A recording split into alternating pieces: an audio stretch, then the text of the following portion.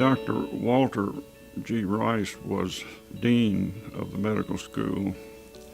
He was a Canadian. He was actually born in Africa. His father was in the Foreign Service, and so he had seen a lot in the world. Dr. Rice decided in 1966 that that was the year that we should accept black students for the following year, and he told us that we needed to accept 2 students. My name is Dr. Frank M. Rumpf.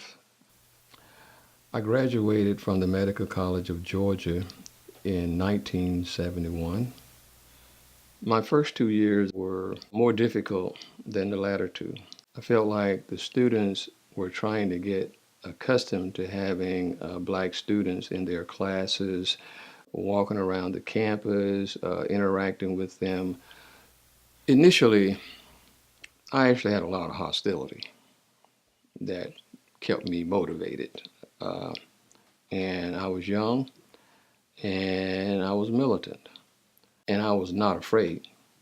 I think I had the right personality to come in there and be the first because of those particular attributes.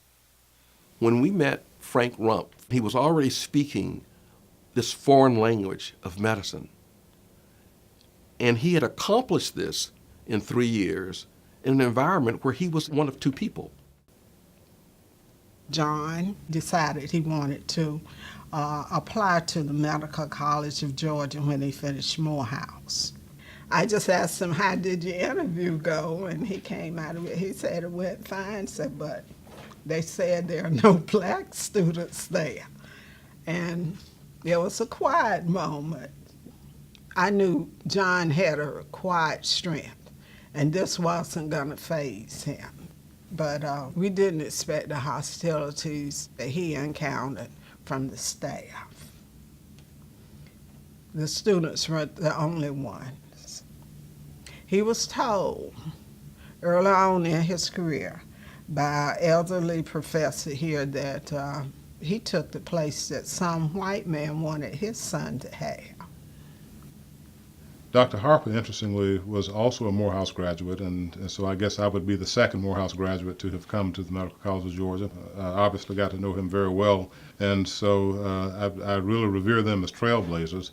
I can remember in the first summer that we were here in the summer program, one of the students developed some abdominal discomfort, and Dr. Frank Rumpf, who was a senior student at that time, made the diagnosis of appendicitis that was entirely accurate, and we were just literally blown away at his diagnostic acumen as a student.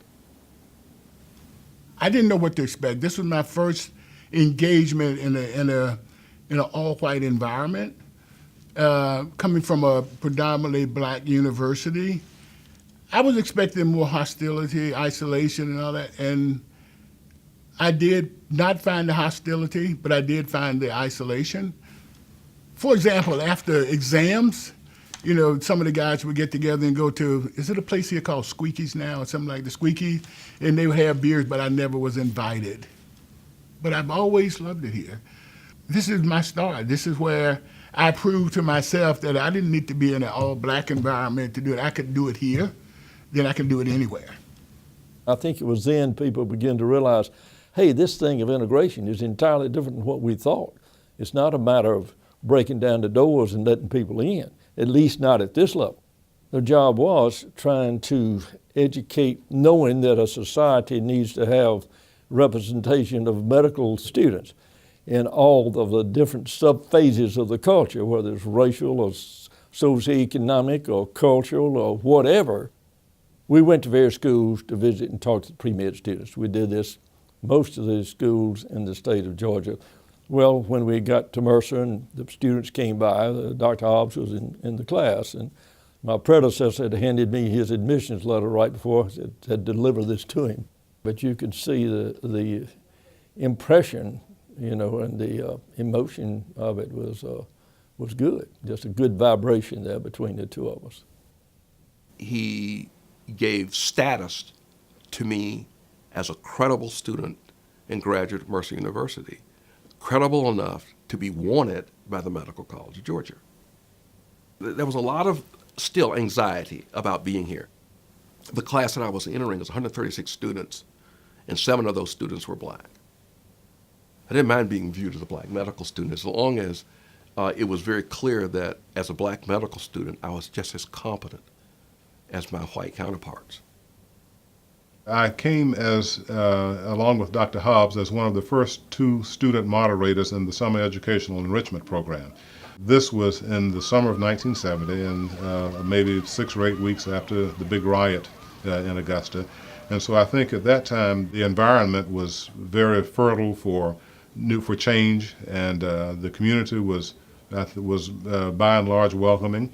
And I think there was a rather eclectic grouping of faculty in the medical school who partnered with members of the community to make it an exciting time to actually come and get started.